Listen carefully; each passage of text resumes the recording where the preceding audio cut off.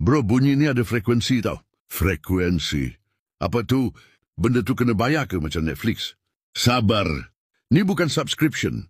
Ni asas segala bunyi dalam hidup kau. Pernah tak kau dengar bunyi bom? Lepas tu bunyi vokal orang nyanyi. Lepas tu masuk simbol cing-cing. Kenapa bunyi-bunyi tu rasa berbeza walaupun semua datang dari speaker yang sama? Jawapan dia, frekuensi. Okey, jom bayang. Frekuensi ni macam skala tinggi rendah bunyi, daripada gegaran sampai ke desiran.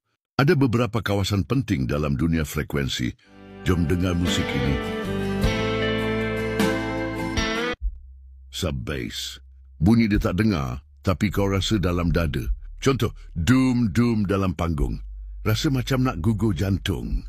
Kalau terlalu banyak, orang tua sebelah rumah ingat ada gempa bumi.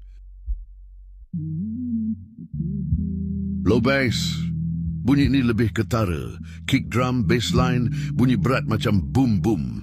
Kalau kau rasa muzik kau berlemak sangat, inilah tempat dia lemah tu duduk. Low mid. Kat sini bunyi jadi tebal. Kadang-kadang bila suara orang kedengaran macam dalam kotak, ni kawasan dia. Terlalu banyak, bunyi jadi muffled macam rakaman dalam baldi. Mid-range. Ni kawasan vokal, gitar, piano, jeritan mak engkau suruh balik. Semua duduk sini. Kalau ni tak seimbang, lagu akan rasa pelik. Macam nasi lemak tak ada sambal. High mid. Sini bunyi jadi tajam sikit. Contoh, suara SSS, S dan T dalam lagu. Kalau terlebih, bunyi boleh jadi pedih macam kena tinggal on read.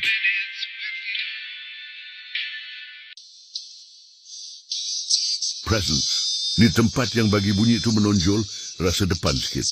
Macam bila kau tengah record podcast dan suara kau rasa macam FM radio, ni kerja presence.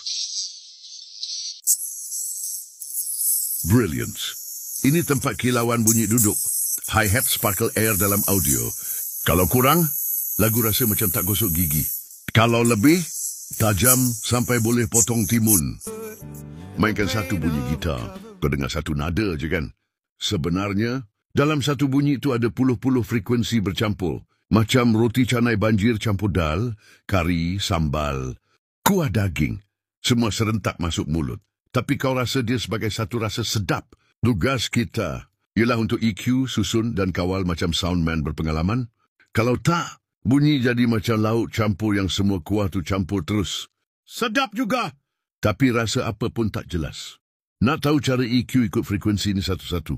Jom follow aku.